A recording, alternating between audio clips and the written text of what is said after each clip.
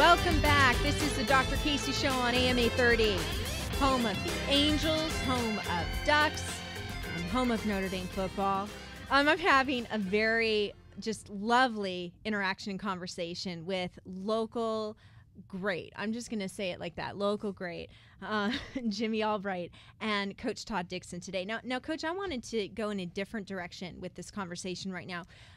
As a coach, what concerns or worries, if any, did you have when you learned that you were going to be working with a player whose sight was limited? Only the concern, obviously, is he's got to be able to catch the ball. He's got to be able to run the floor. He's got to be able to do the things that we ask on the basketball court. But, you know, I coached him 1 year this year on the varsity. The other years he's with the JV coach, the sophomore coach, freshman coach. So I had some feedback from them as far as some of the things he could and could not do. Like long passes are very difficult for him to be able to manage and catch. So we've adjusted some of those things. But, you know, preparing myself, it wasn't like I was going to come up with a whole new game plan because Jimmy's always been one of the guys. So we just kind of kept it as status quo. Okay, I really appreciate that because, you know, and what messages do you have for other coaches listening? Because you and I know that a lot of coaches have a hard time with change. You know, for a variety of reasons, for better, for worse, no judgment. But you embrace Jimmy, as you just said, as a member of your team, just like another one of the guys, as opposed to another coach who might have been having some preconceived notions or made some judgments and might have said, well, he's going to be a member of the team, but I don't know how I feel. I don't know if I'm going to be comfortable making changes for myself as a coach to allow him to really develop as a player, as his own player on your team. So what message do you have for coaches that have a hard time with change? Well, I think they need to understand that change is important to success because we kind of have a saying in the basketball program that if you're not getting better and you're staying the same, you're actually getting worse. So we're always trying to work to get better. So I think even as a coach, when you have a challenge or you have an opportunity, try to make the most of it and make it a good situation. And in Jimmy's case, he's such a great young man that he's so positive about everything that he does that you want him to be part of your program and you want him to be that leader and that example that all the other guys can look up to and be inspired and say, hey, if Jimmy can do it, I can work even harder and I can do it just as well. Okay, so what I'm hearing is you saw opportunity for the overall development of your players and your team.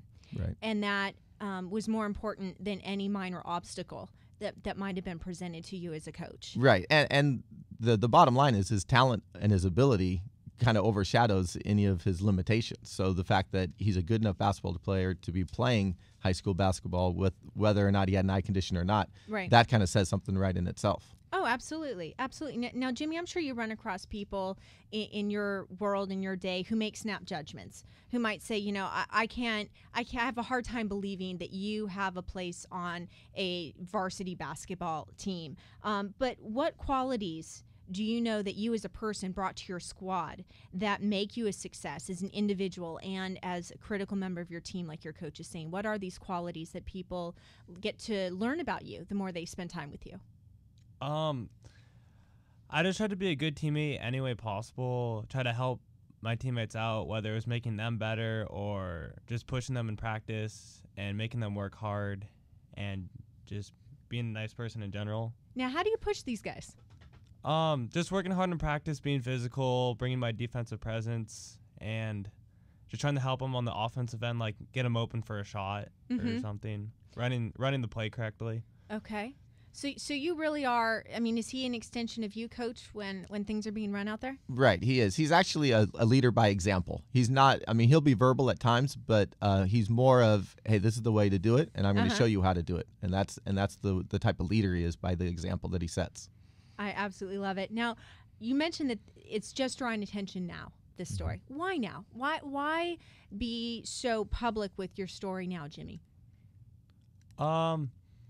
I think before it was just overlooked and there wasn't no big deal was made about it, and then I guess it was just discovered once our team started having such great success, and then things just rolled after that.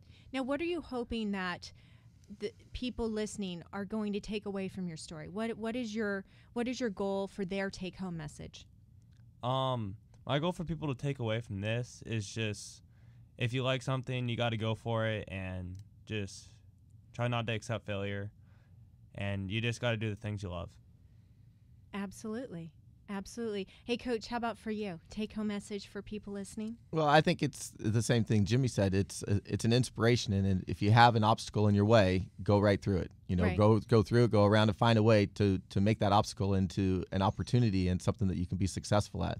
And another thing that would be great to, I don't know how much scientific research has gone into the condition of aniridia, but it would be great if there was somebody out there that said, hey, I could put a little more money into some research. And with today's technology, I would think there might be some opportunities for some research to maybe get some help in that area. I have to be honest. I had no idea what aniridia was. And even when I went to go research and learn about it, there was very little information that I could find.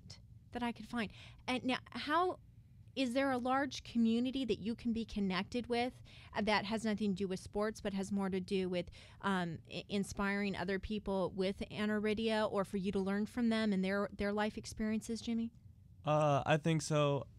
It's a pretty rare condition, but there are a lot of people out there that have it, and I think they're all like somewhat interconnected between like doctors and personal experiences in general.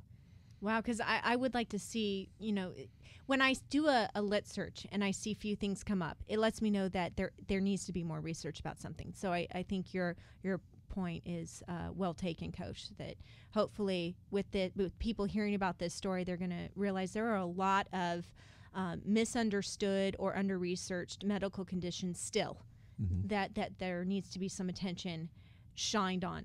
Now, Jimmy, I have to say, in just the limited time that I've been able to be around you, you seem obviously so comfortable. You're very confident and self-assured. Your mom is just lovely. She's smiling there behind the mirror. Hi, Mom.